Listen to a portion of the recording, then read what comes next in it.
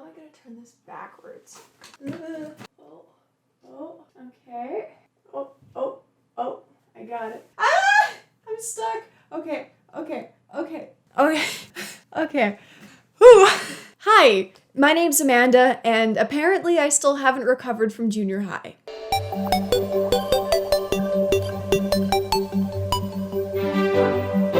21 Pilots, the band that edgy middle schoolers listen to while dyeing their hair black and finding deep quotes on Tumblr to post on their Instagram. Anyone over the age of 15 that still listens to 21 Pilots either never shuts up about it or is extremely shameful about it and hides it like it's a box of cookies in the back of their pantry on January 2nd. I would describe myself as the latter. I will publicly admit it right here, right now, I still listen to their music, and up until a few months ago, I was a really big fan of their music. But oh my god, was I insufferable in school.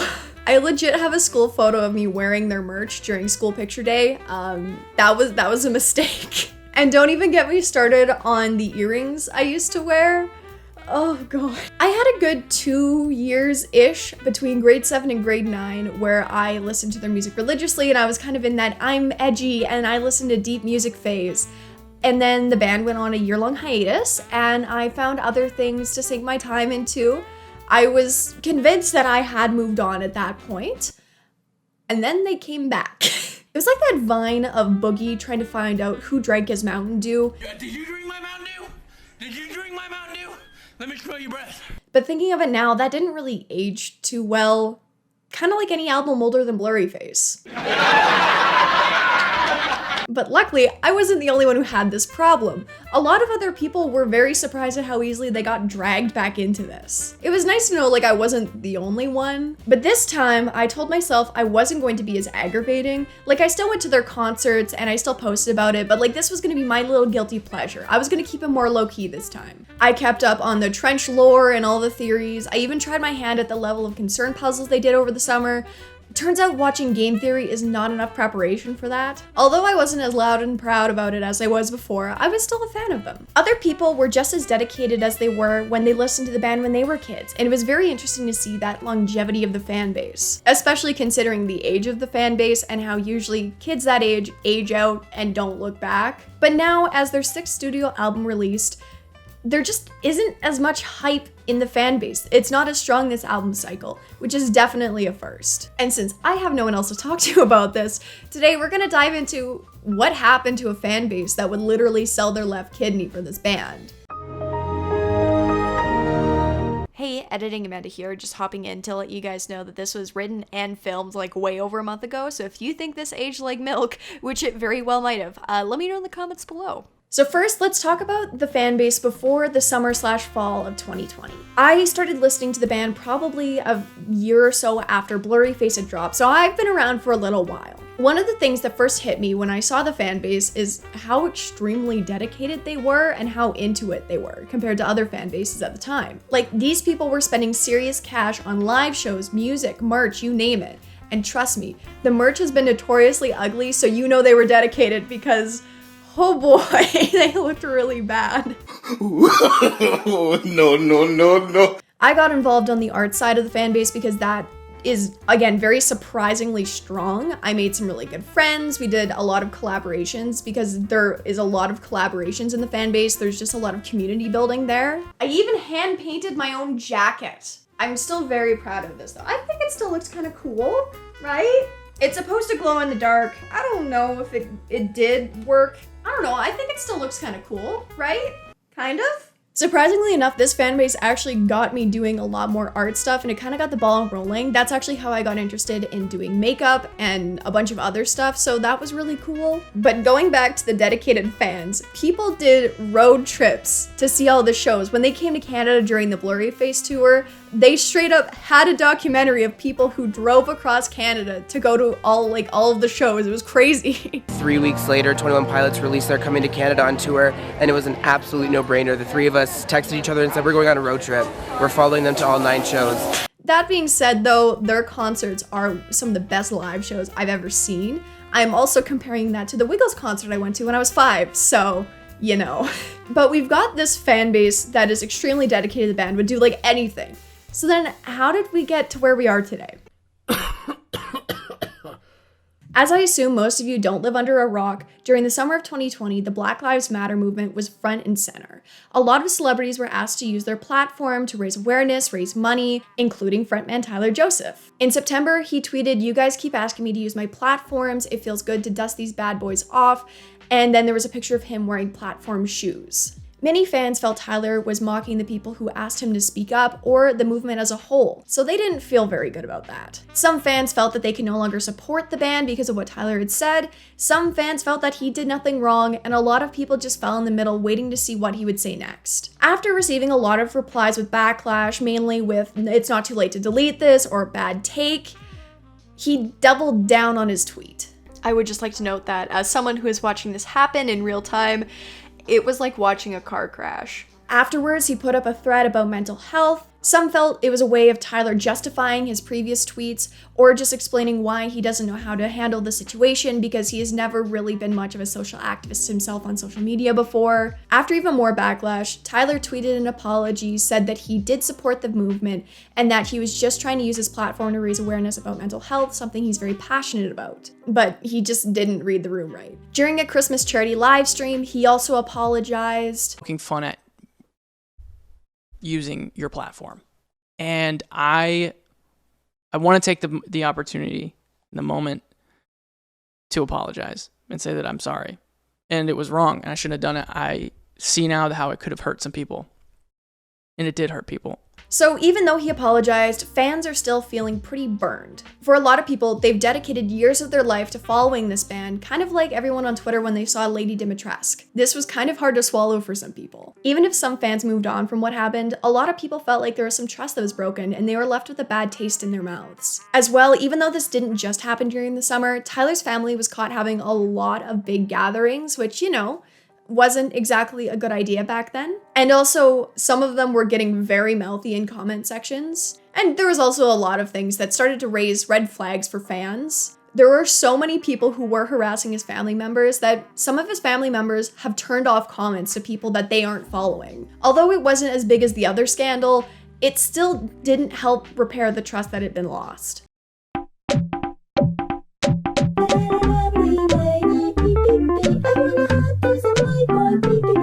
Then, shy away from their new album Scaled and Icy drops. They updated their website full of lore relating to Trench because if you didn't know, Trench has a really big storyline and that was something that was very big for that album at the time. There wasn't nearly as much hype built up about this drop compared to other previous drops. However, Trench was also preceded by a year-long hiatus, so that definitely had a difference in effect. Their other two singles dropped, and compared to previous times, again, not as much hype. But the overall vibe was that this album was going to be a lot less cryptic and secretive.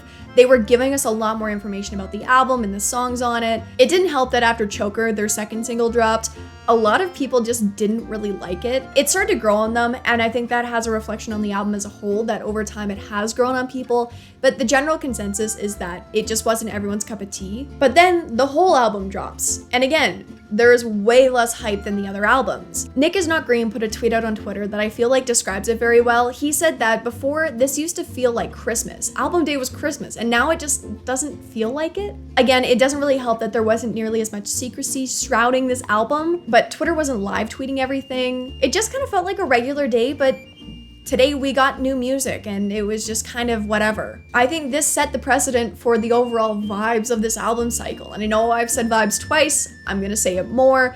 I'm gonna try to say it less than Tyler has in this album because oh my god, that makes me feel old.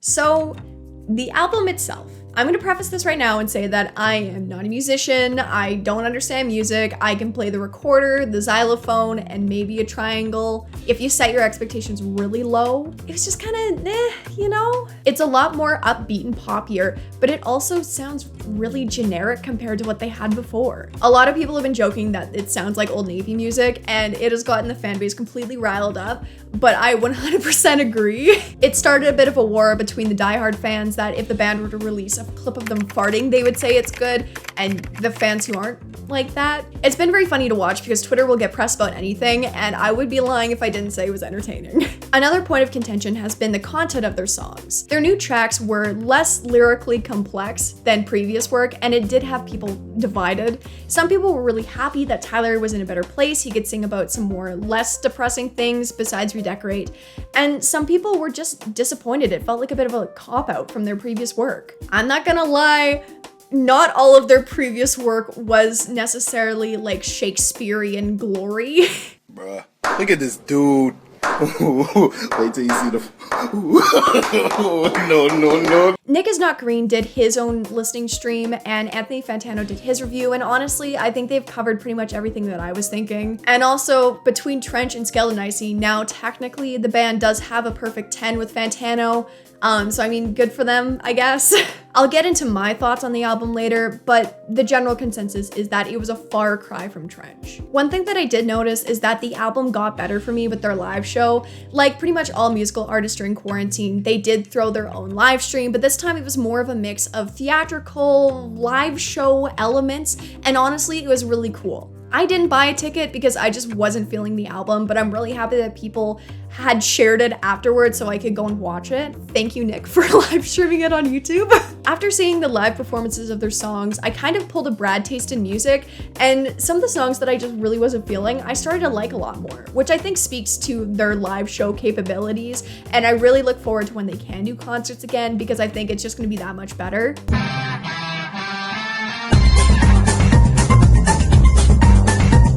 So, my thoughts. I was very disappointed by this album. I wasn't really expecting the Trench story heavy stuff that we had like before. The previous two singles that they released were not really Trench related, or at least I know of. Who knows, maybe they'll go and flip that on its head later. And you know what? I was gonna be okay if there wasn't tons of storyline. It was kind of whatever, but I was still really holding out hope for still that complexity and sound that they usually have.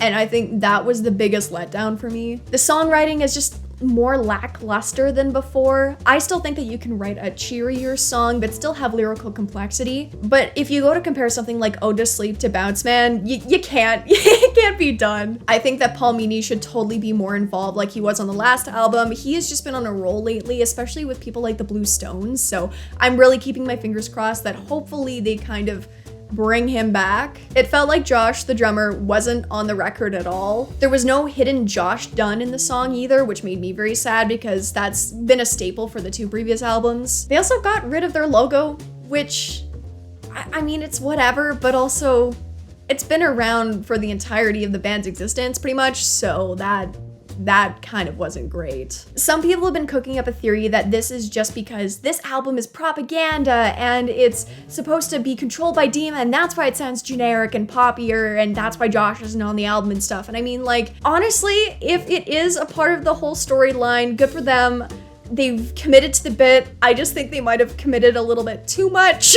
Just a few other like nitpicky things coming from me. There was no Ned, which I was a little sad about, and like Trash the Dragon, they haven't really explained. And now Clancy, like the main character that had a huge cliffhanger because he never was really touched on, is apparently dead now. It's like, I don't know anymore. I still think they're gonna make a comeback with their new album, which sounds like it's coming out soon. If they don't, I think it's gonna be the nail in the coffin for them. I just don't think with the current state of the fan base, they're gonna be able to make it through. People are already kind of iffy because of previous stuff that had happened.